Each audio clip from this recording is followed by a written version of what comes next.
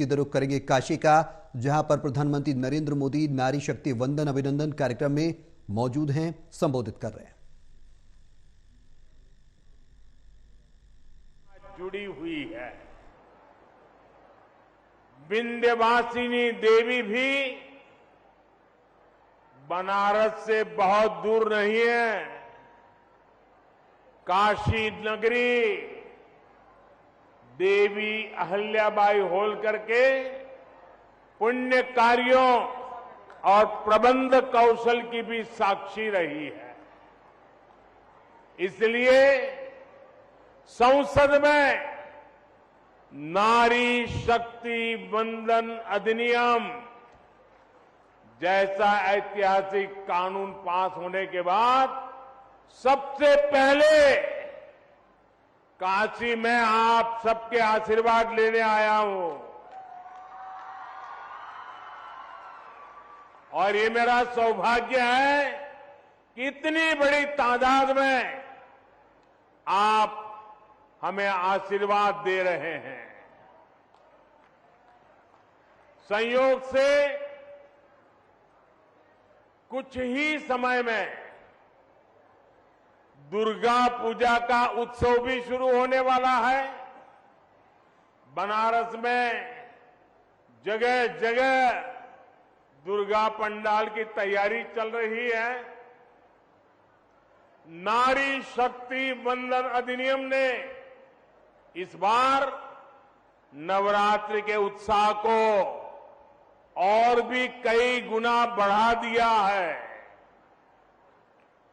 इस कानून से देश के लिए महिला विकास के नए रास्ते खुलेंगे। लोकसभा और विधानसभा में महिलाओं की उपस्थिति बढ़ेगी। मैं उस उपलब्धि के लिए आपको भी और देश भर की माताओं बहनों को आज काशी की पवित्र धरती से हृदय से बहुत बहुत बधाई देता हूं।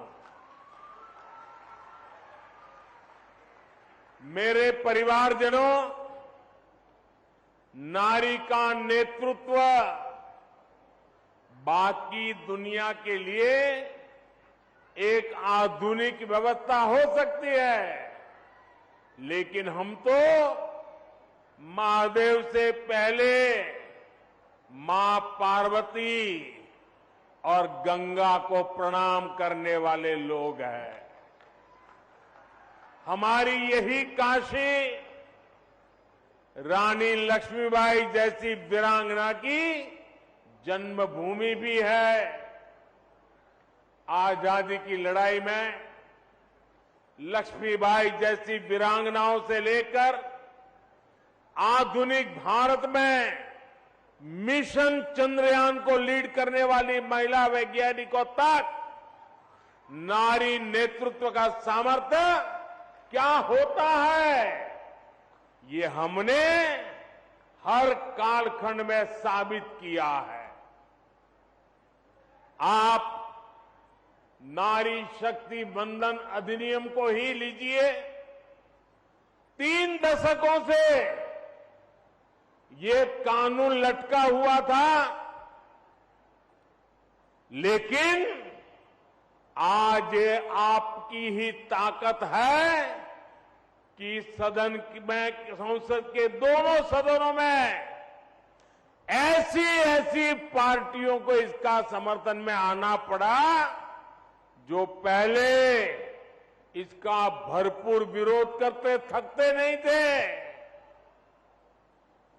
और इसलिए आप माताओं बहनों में जो जागरूक बनी है, आप एक बनी है, एकजुट बनी है, ये हिंदुस्तान की सभी राजनीतिक पार्टियां अब आपसे डर रही हैं, कांप रही हैं और इसीलिए बिल पास किया है। ये आपकी ताकत है।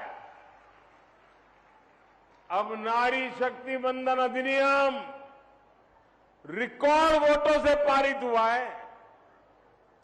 और आपके आशीर्वाद से इसका सौभाग्य आपके काशी के एमपी को मिला है।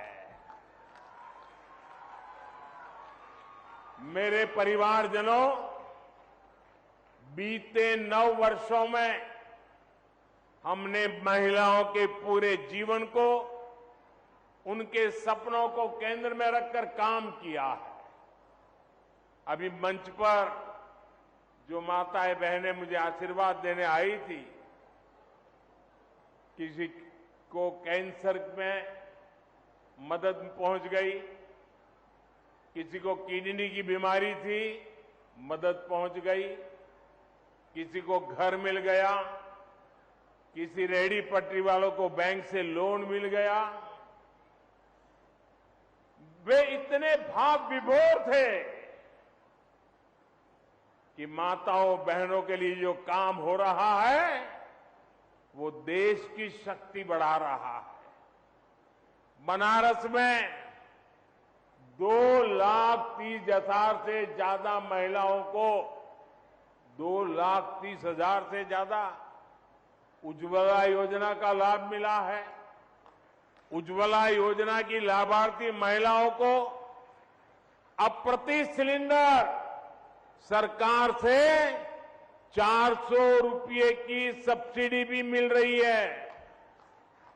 भाजपा सरकार के दौरान यहां बनारस में पीएम आवास योजना के तहत 75,000 पक्के घर बना के गरीबों को दिए गए हैं।